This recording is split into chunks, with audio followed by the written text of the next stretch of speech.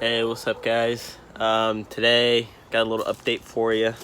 Just see what's going on with the 240. I pretty much just haven't driven it in like 3 weeks, almost a month, and she's just been sitting. Let me show you guys what's going on with this thing first of all.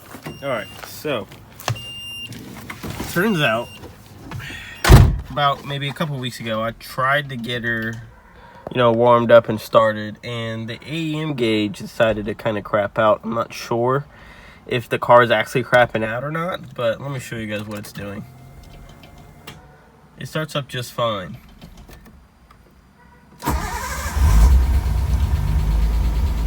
Little clunky because I haven't driven it, but it goes away. But take a look. It goes 14, and it's good. It goes down, and it goes right back up. Actually, it's doing really good right now. This is weird. After a little while, it'll decide to kind of crap out and go lean again. But yeah, basically you go 14, 14.5, 15, 15.5, 16 flat. And maybe when I rev it a couple times, it'll kind of catch up. But right now, it seems to be doing it. Here we go.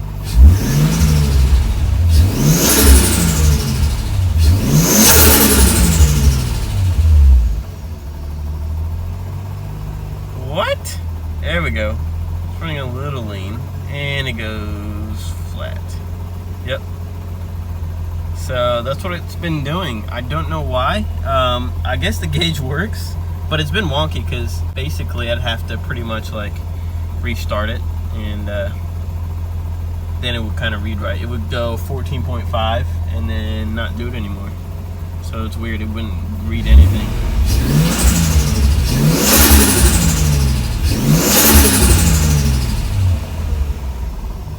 What I'm gonna do is I'm gonna try and do it the easy way and not take this off. I'm gonna remove the fuel rail, and I should be able to do that, finagle it, taking off the car body maybe. We'll see. But yeah, I've been pretty much having to up the fuel pressure slowly, and it's very, very high. So I know that I need one. Now we're need new injectors.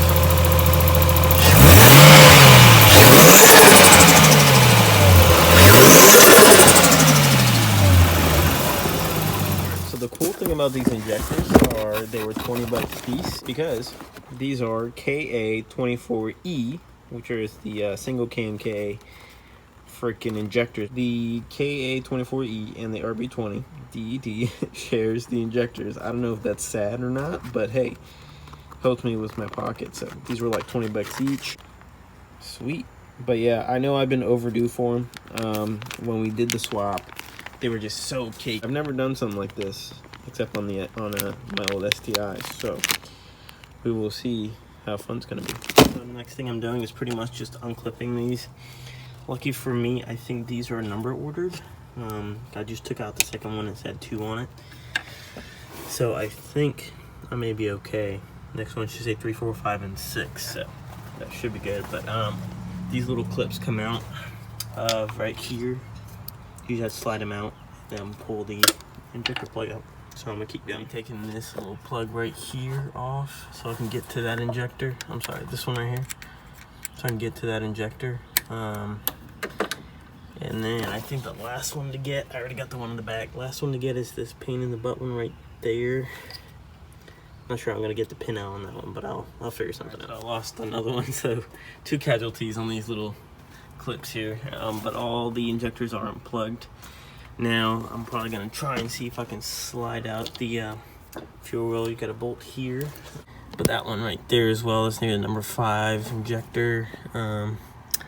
And then whatever else is attached to the fuel rail, just gotta take it off. So couldn't find a way to take that off because I tried to take this off, and that's obviously coolant line, which I completely forgot about. So I may have to bleed the system, but couldn't take this off because it's right underneath this line. So I just used a 12-inch wrench. That one I just used a huge long extension, and after that I might have to take this line off, but it should slide right out once I pop them out. So I hooked this little line here.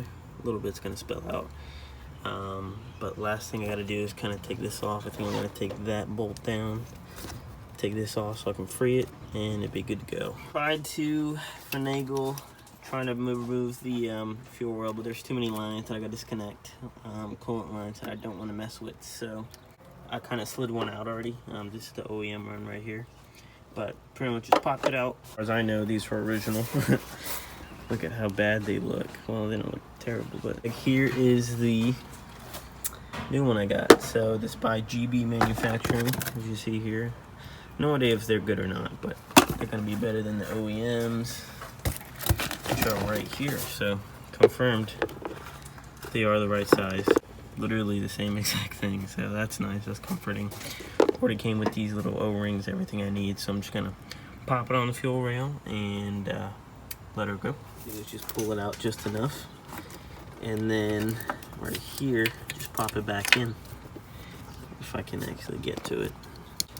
Just like that, and then it goes right back in the hole. So just make sure you have that little connector in there, right there, or not the connector, the little grommet, rubber grommet to help seal it. I should probably just leave this on here, so this will kind of help it kind of just seal correctly. But yeah, these look awesome. I'm really hoping they'll fix it, but we'll see. Even if it doesn't fix the lean issue, at least I have brand new injectors. So these last steps, basically just putting the clips on. I did, since I was in there, put a new fuel filter, put a Z32 fuel filter in there.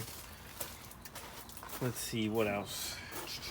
Make sure all the connectors were good. Let's try and start her up.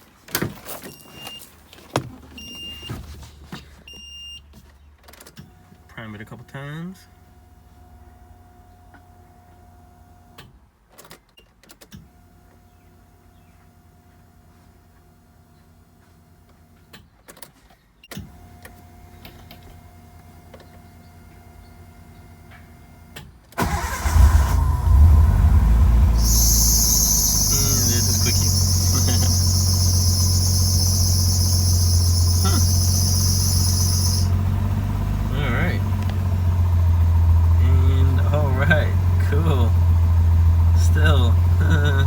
New injectors, hardwired fuel pump, what else?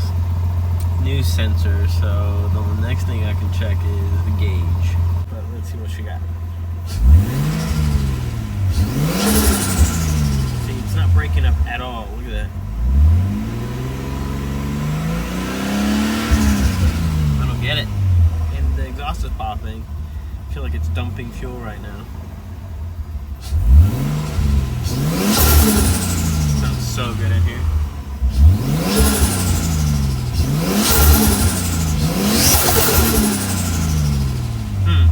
Alright, well, that's cool. Hey, so fast forward a couple days, I pretty much just got fed up and I said, you know what, screw it, I'm gonna go on a long cruise. So I went to a little meet, which I think I'll make a video on, but anyways, it did great.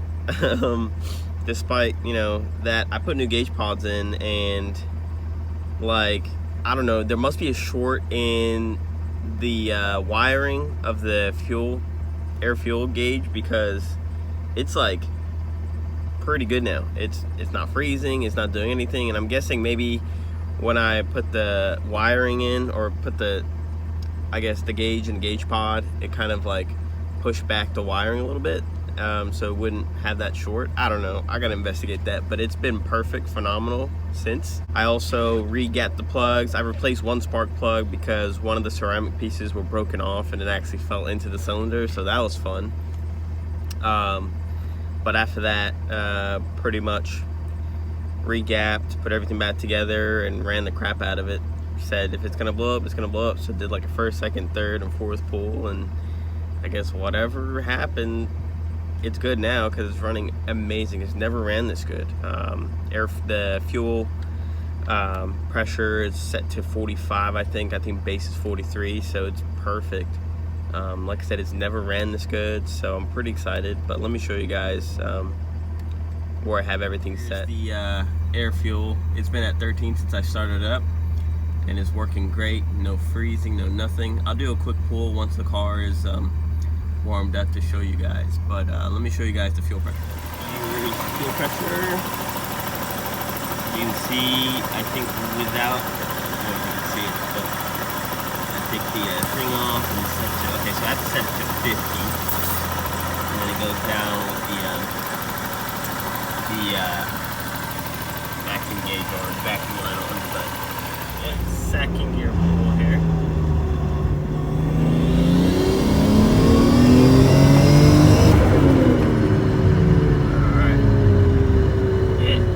Sorry guys, the phone died in the car. So yeah, benefits of not having a camera as my camera.